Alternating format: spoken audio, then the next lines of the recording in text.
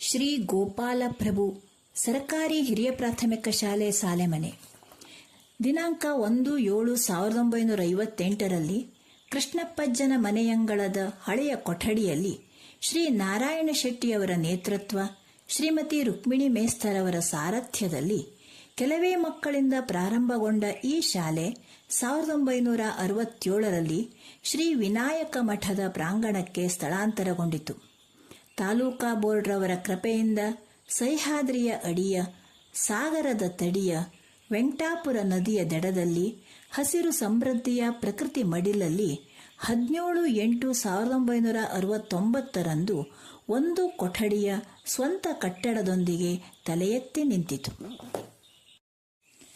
49 ವಿದ್ಯಾರ್ಥಿಗಳನ್ನು ಒಡಗೂಡಿಕೊಂಡು ಉತ್ತಮ ಕಲಿಕಾ ಪಥದಲ್ಲಿ ಸಾಗುತ್ತಿದ್ದ ಈ ಶಾಲೆ 1995